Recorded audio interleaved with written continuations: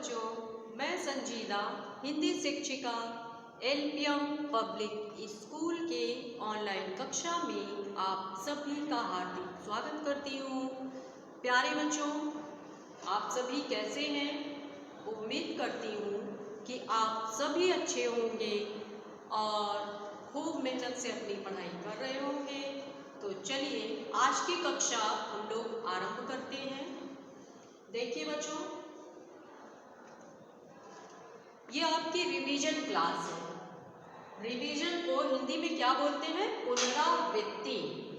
तो आज का हमारा जो प्रकरण है भाषा, बोली, लिपि, व्याकरण और वर्ण विचार, इसके बारे में हम लोग अध्ययन करेंगे, इसको समझेंगे। ठीक है, तो चलिए शुरू करते हैं। सबसे पहले हम लोग बात करते हैं भाषा के बारे में कि भाषा क्या होती है। जैसा कि आपको पता है कि पृथ्वी पर जब मानव जीवन की उत्पत्ति हुई तब उनके पास कोई भाषा नहीं होती थी। वो संकेतों के माध्यम से एक दूसरे से अपने विचारों को व्यक्त करते थे। इशारों में बुलाते थे एक दूसरे को ए करके, तो दूसरा जो व्यक्ति होता था वो उनकी बात को समझ जाता था और इस तरह से सभी लोग आपस में एक साथ रहते थे। और धीरे धीरे करके फिर जब उन लोगों ने सांकेतिक भाषा को अच्छे से समझ लिया तो उन्हें लगा कि अब हमें कुछ बोलना चाहिए। तो कुछ बोलने के लिए उन लोगों ने अपने मुख से कुछ ध्वनियाँ निकालनी शुरू की और वही ध्वनियाँ मौखिक भाषा कहलाई। इसके बाद धीरे धीरे करके सांकेतिक भाषा आई, मौखिक भाषा आई। इसके बाद फिर उन लोगों को लगा कि नहीं, अब हमें कुछ लिखना चाहिए, क्योंकि अगर हम केवल मौखिक भाषा तक ही, बोलने तक ही रह जाएंगे तो हमारी आने वाली जो पीढ़ी है वो इस बात को कैसे समझ पाएगी कि हमारे पूर्वज कैसे थे, इस पर पृथ्वी का विकास कैसे हुआ, मानव जीवन की उत्पत्ति कैसे हुई। तो उन लोगों ने लिखना शुरू किया और लिखने के लिए उन लोगों ने पत्थरों पर कुछ चिन्ह बनाने शुरू किए और उन्हीं चिन्हों से हमारी लिखित भाषा का विकास हुआ। तो आपको समझ में आ गया होगा, इस प्रकार भाषा की उत्पत्ति हुई। तो सबसे पहले हम देखेंगे कि वर्णों को मिलाकर शब्द बनते हैं और शब्दों को मिलाकर वाक्य बनते हैं, और जब वाक्यों को मिला दिया जाता है तब हमारी भाषा बन जाती है। तो भाषा की परिभाषा क्या है? जैसा कि किताबों में आपके है, जो कि आपकी परीक्षा में लिखने के लिए होता है, मनुष्य द्वारा अपने विचारों के परस्पर आदान प्रदान के माध्यम को भाषा कहते हैं। और भाषा के दो रूप होते हैं। तो सांकेतिक भाषा को हम इसमें नहीं जोड़ेंगे। हमारी किताबों में क्या दिया है? भाषा के दो रूप होते हैं, मौखिक भाषा और लिखित भाषा। मौखिक भाषा किसे कहते हैं? जब हम मुख से बोलते हैं तो ध्वनियाँ निकलती हैं और उन्हीं ध्वनियों के माध्यम से हम अपनी भाषा व्यक्त करते हैं। जब हम बोलकर अपने विचारों को प्रकट करते हैं तो यही हमारी मौखिक भाषा कहलाती है। मौखिक भाषा में क्या क्या आ जाएगा? जैसे वाद विवाद करना, कविता गाना, ठीक है, भाषण देना, नाटक है, फिल्म है, संगीत है, ये सब क्या है? ये सभी मौखिक भाषा के अंतर्गत आएंगे। टेलीफोन से बातचीत करना, एक दूसरे से संवाद करना, ठीक है, ये सभी क्या है? मौखिक भाषा के अंतर्गत आते हैं। इसके बाद हम देखेंगे दूसरी भाषा हमारी है लिखित भाषा।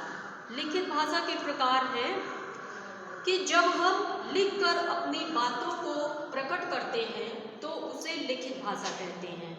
अपने विचारों का आदान प्रदान जब हम लिख कर करते हैं, जैसे पत्र के माध्यम से, ठीक है, और समाचार पत्रों के माध्यम से, पुस्तकों द्वारा, पत्रिकाओं द्वारा जब हम लिखकर अपनी बात कहते हैं तो उसे लिखित भाषा कहते हैं।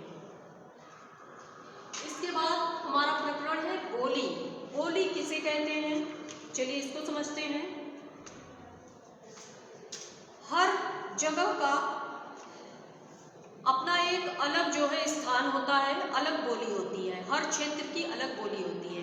जब एक भाषा अनेक स्थानों पर बोली जाती है तो उसके स्थानीय रूप विकसित हो जाते हैं और भाषा के स्थानीय या क्षेत्रीय रूप को बोली कहते हैं।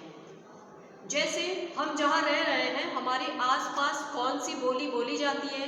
भाषा का मतलब व्यापक स्तर, और जो बोली है, बोली का मतलब सीमित क्षेत्र। जैसे हम जहाँ हैं, हमारे आसपास के क्षेत्रों में जो भी बोली बोली जाती है, अब वहाँ भाषा तो हम कहेंगे नहीं, बोली बोली जाती है। जैसे भोजपुरी बोली जाती है तो हम बोलेंगे कि भोजपुरी बोली है। तो इस तरह से भाषा के क्षेत्रीय रूप को बोली कहते हैं। बोली में लोकगीत भी गाए जाते हैं, कहावतें और लोक कथाएं भी कही जाती हैं। बोलियों का अपना कोई लिखित साहित्य नहीं होता। और हिंदी की कई बोलियां हैं, जैसे अवधी है। अवधी कहाँ के लोग बोलते हैं? फैजाबाद हो गया, ठीक है, सुल्तानपुर है, प्रतापगढ़ है, उधर एरिया के लोग अवधी भाषा का प्रयोग करते हैं। और ब्रज है, मगही है, हरियाणवी है, राजस्थानी है, राजस्थान के लोग राजस्थानी भाषा का प्रयोग करते हैं। बुंदेलखंड के लोग बुंदेलखंडी भाषा का प्रयोग करते हैं, ठीक है। बिहार के लोग बिहारी भाषा का। अब जैसे हमारे गोरखपुर क्षेत्र में कौन सी बोली बोली जाती है? तो भोजपुरी। और लखनऊ में अगर पूछा जाए तो लखनऊ जो है अवधी भाषा का क्षेत्र है, और मथुरा जो है वो ब्रज भाषा का क्षेत्र है, ठीक है। तो इस प्रकार से अलग अलग क्षेत्रीय रूप में जो भी बोली बोली जाती है उसे ही बोली कहते हैं। अब आइए हम लोग देखते हैं लिपि के बारे में। हम लोग पढ़ेंगे कि लिपि क्या होती है। आरंभ में मनुष्य बोलकर अपने विचारों को प्रकट करता है, और जब उन चीज़ों को लिख देता है, चिन्हों के माध्यम से लिपिबद्ध कर देता है, तो यही हमारी लिपि कहलाती है, ठीक है। जैसा कि आपकी किताब में दिया है कि कालांतर में अपने विचारों को स्थायी रूप देने तथा अपने विचारों को दूसरों तक पहुंचाने के लिए चित्रों को माध्यम बनाया, और इसे चित्रलिपि का जन्म हुआ। तो हम जो अपने मुख से ध्वनियाँ निकालते हैं और उसको जब कहीं हम लिख देते हैं तो वही चिन्हों के माध्यम से लिपि बन जाती है। जैसे हर भाषा की अपनी अलग अलग लिपि है। जैसे हिंदी की लिपि देवनागरी है, अंग्रेजी की रोमन है, पंजाबी की गुरमुखी है, ठीक है। इस तरह से सभी भाषा की अपनी अलग लिपि होती है। तो ये लिपि क्या है? एक चिन्ह है। अब आइए हम लोग देखते हैं व्याकरण। व्याकरण क्या है? तो जैसा कि आपकी किताबों में दिया है, व्याकरण वह शास्त्र है जो हमें किसी भाषा को शुद्ध रूप से बोलना, लिखना और पढ़ना सिखाता है। तो ये तो आप परीक्षा में लिखकर पास हो सकते हैं, लेकिन अगर कहा जाए कि व्याकरण वास्तव में है क्या, हमें आप समझाइए, तो इस चीज को आप समझा सकते हैं कि व्याकरण का अर्थ होता है नियम, और हर चीज का एक नियम होता है, हमें उन नियमों का पालन करना होता है। व्याकरण का क्या अर्थ होता है? नियम। बोर्ड पर देखिए, व्याकरण सीधे शब्दों में अगर कहें तो व्याकरण का अर्थ ही होता है नियम। हर चीज का एक नियम होता है और हमें उन नियमों का पालन करना पड़ता है। जैसे सड़क पर हमें बाईं ओर से चलना है, यह एक नियम है। ट्रैफिक लाइट होती है, लाल, हरी, पीली, किस लाइट के जलने या बंद होने पर क्या करना है, ये भी एक नियम है। घर में भी नियम होता है, आपके विद्यालय में भी नियम है कि हमें विद्यालय में कैसे रहना है, कैसे पढ़ाई करना है, क्या अनुशासन है वहाँ का। हर जगह का जो नियम है, हमें उस नियम के हिसाब से चलना होता है। इस तरह से हमारी प्रकृति के भी बहुत सारे नियम हैं और हमें उन नियमों का पालन करना करना होता है। अगर हम उन नियमों का पालन नहीं करेंगे तो फिर यह गलत होगा।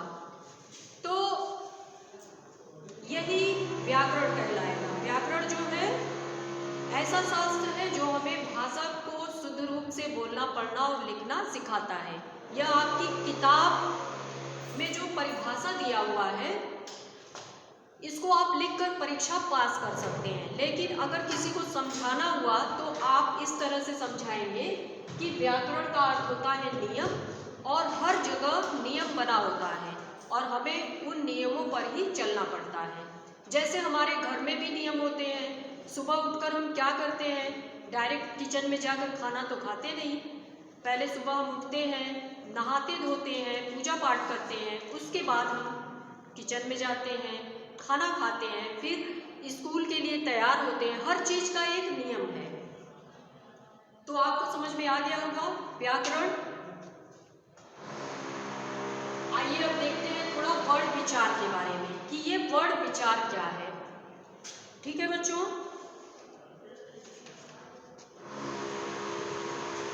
भाषा की जो सबसे छोटी इकाई होती है, आइए यहां लिखते हैं, इसको आप लोग समझिए। भाषा की सबसे छोटी, अगर पूछा जाए भाषा की सबसे छोटी इकाई, तो आप बताएंगे वर्ड।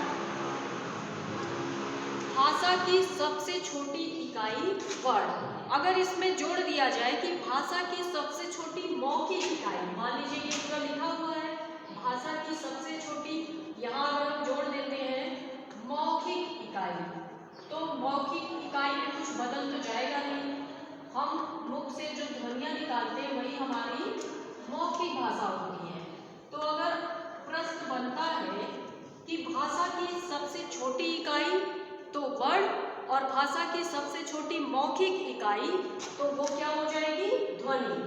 मौखिक मतलब जो मुख से ध्वनियाँ निकाल रहे हैं उसे मौखिक ही बोलेंगे, तो मौखिक इकाई ध्वनि।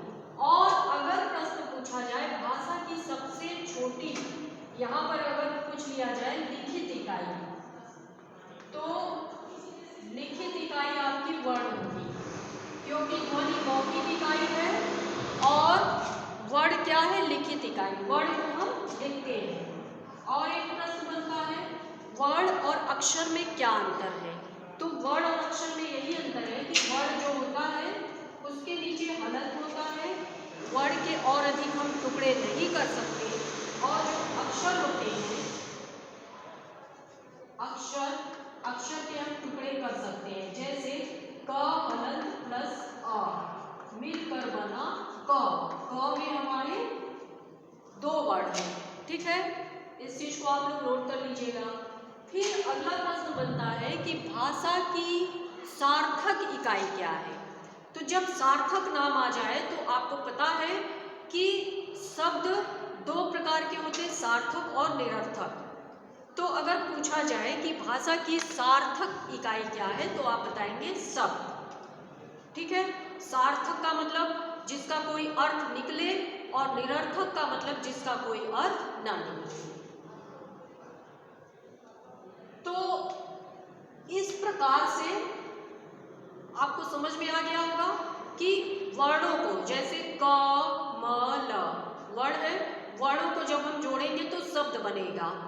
कमल, कमल शब्द हुआ, और जब शब्दों को हम जोड़ देंगे तो वाक्य बन जाएगा। जैसे राम घर जाता है, और अगर हम वाक्यों को जोड़ेंगे तब जाकर हमारी भाषा बनेगी कि राम अच्छा लड़का है, वह विद्यालय जाता है, उसने हिंदी पढ़ा। इस तरह से अगर हम कई वाक्यों को जोड़ते हैं तो वह हमारी भाषा बन जाती है।